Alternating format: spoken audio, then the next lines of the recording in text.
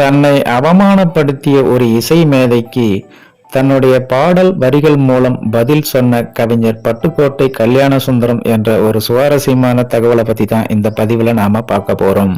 அதை பார்க்கறதுக்கு முன்னாடி hi friends, I'm C Elango. வணக்கம், welcome back to my channel. நீங்க இன்னும் நம்முடைய சேனலுக்கு சப்ஸ்கிரைப் பண்ணலனா உடனே ஒரு லைக் போட்டு சப்ஸ்கிரைப் பண்ணி சப்போர்ட் பண்ணுங்க. அப்பொழுதுதான் நான் போடுகின்ற ஒவ்வொரு சுவாரஸ்யமான பதிவும் உங்களுக்கு உடனுக்குடன் நோட்டிபிகேஷனாக வந்து சேரும். வாங்க பதிவிற்குள் போகலாம். திரைப்பட உலகில் ஒரு கவிஞராக வேண்டும் என்று வாய்ப்பு தேடி அலைந்து கொண்டிருந்த கவிஞர் பட்டுக்கோட்டை கல்யாண சுந்தரம் திரைப்பட தயாரிப்பாளரான ஏஎல் சீனிவாசன் மூலமாக இசையமைப்பாளர் ஜி ராமநாதனை சந்தித்துள்ளார். கிளாசிக் தமிழ் சினிமாவில் முன்னணி இசையமைப்பாளராக இருந்த ஜி ராமநாதன் கவிஞர் பட்டுக்கோட்டை கல்யாண சுந்தரம் பாடல் எழுத வாய்ப்பு கேட்டு வந்ததும் அவரை ஜி ராமநாதன் அவமானப்படுத்தியது தமிழ் சினிமாவில் யாரும் அறிந்திடாத ஒரு உண்மை தகவலாகும். 1950ஆம் ஆண்டுகளில் தமிழ் சினிமாவின் முன்னணி இசையமைப்பாளராகவும் எம்ஜிஆர், சிவாஜி உள்ளிட்ட முன்னணி நடிகர்களின் படங்களுக்கு இசையமைத்து வந்தவர்தான் ஜி ராமநாதன். அடிப்படையில் ஒரு இசையமைப்பாளராக ஆன பின்தான் முறையாக கர்நாடக சங்கீதம் பயின்றுள்ளார். சிவாஜி கணேசன் நடித்த தூக்கு தூக்கி மற்றும் எம்ஜிஆர் நடித்த சக்கரவர்த்தி திருமகள் உள்ளிட்ட பல படங்களுக்கு இசையமைத்துள்ளார் இசையமைப்பாளர் ஜி ராமநாதன் அவர்கள். அந்த காலகட்டத்தில் சினிமாவில் கவிஞராக வாய்ப்பு தேடிக்கொண்டிருந்த கவிஞர் பட்டுக்கோட்டை கல்யாண சுந்தரம் தயாரிப்பாளர் ஏஎல் சீனிவாசன் மூலமாக இசையமைப்பாளர் ஜி ராமநாதனை சந்தித்துள்ளார். அப்போது ஏஎல் சீனிவாசன், இவர் ஒரு புது கவிஞர், வாய்ப்பு தேடி வந்துள்ளார், 4 வரிகள் எழுதி சொல்லி பார்த்துவிட்டு அதன் பிறகு முடிவு செய்யலாம் என்று சொல்ல, அதற்கு இசையமைப்பாளர் ஜி ராமநாதனும் ஒரு சூழ்நிலையை சொல்லி பாடல் எழுத சொல்லியுள்ளார்.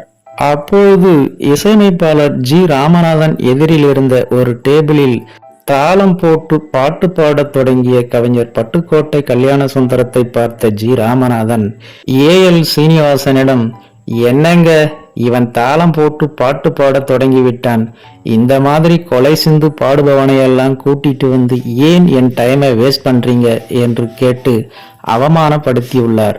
மேலும் இவரால் பாட்டெல்லாம் எழுத முடியாது, உடனே கூட்டிட்டு போயிடுங்க என்று கூறியுள்ளார்.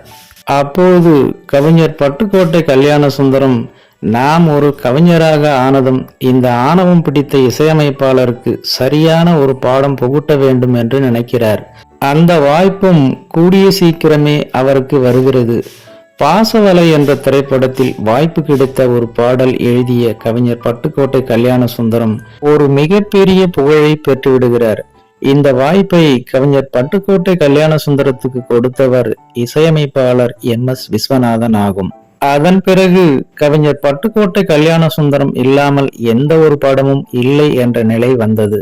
ஆனால் அப்போதும் கூட இசையமைப்பாளர் ஜி ராமநாதன் தனது படங்களில் கவிஞர் பட்டுக்கோட்டை கல்யாண சுந்தரத்துக்கு வாய்ப்பை கொடுக்கவில்லை.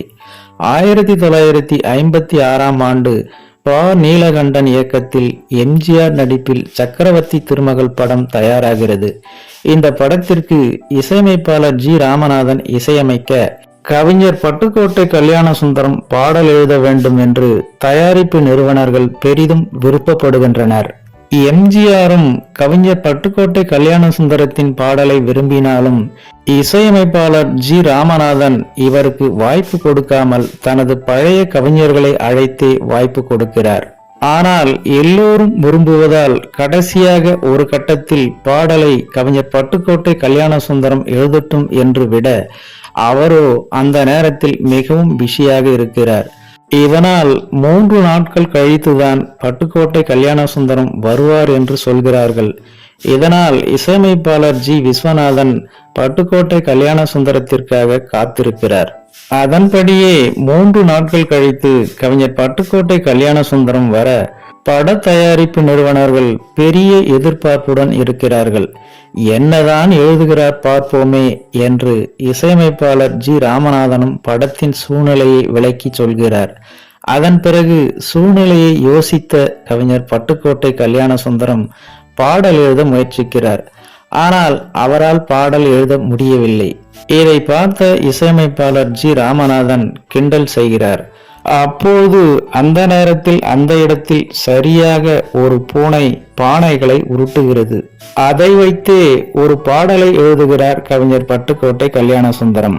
அந்த பாடல்தான் உறங்கையிலே பானைகளை உருட்டுவது பூனை குணம், காண்பதற்கே உருப்படியா இருப்பதையும் கெடுப்பதுவே குரங்கு குணம், ஆற்றில் இறங்குவோரை கொன்று இரையாக்கல் முதலை குணம், ஆனால் இத்தனையும் மனிதரிடம் மொத்தமாய் வாழுதடா, பிறக்கும் போது பிறந்த குணம் போக போக மாறுது, எல்லாம் இருக்கும் போது பிரிந்த குணம் இறக்கும் போது சேருது, மனிதன் பிறக்கும் போது பிறந்த குணம் போக போக மாறுது என்ற ஒரு சூப்பர் ஹிட் பாடலாகும். இந்த பாடல் அங்கிருந்த அனைவருக்கும் ஆச்சரியத்தை கொடுக்கிறது. குறிப்பாக இசையமைப்பாளர் ராமநாதனே இந்த பாடலை ஆச்சரியத்துடன் பார்க்கிறார். இதன் பிறகு இசையமைப்பாளர் ராமநாதன் தனது தவறை உணர்ந்துள்ளார் என்பது குறிப்பிடத்தக்கது. ஓகே ஃப்ரெண்ட்ஸ், கவிஞர் பட்டுக்கோட்டை கல்யாணசுந்தரம் அவர்கள் தன்னை அவமானப்படுத்திய இசையமைப்பாளர் ஜி விஸ்வநாதன் அவர்களுக்கு தன்னுடைய பாடலால் பதில் சொன்ன இந்த சம்பவத்தினை பற்றி நீங்கள் என்ன நினைக்கிறீர்கள் என்ற உங்களோட கருத்துக்களை மறக்காம கமெண்ட்ல பதிவிடுங்க. மேலும் இது போன்ற வேறொரு சுவாரஸ்யமான தகவலுடன் சந்திக்கலாம். அதுவரை உங்களிடமிருந்து விடைபெறுவது MC இளங்கோ. நன்றி, வணக்கம், வாழ்க தமிழ்.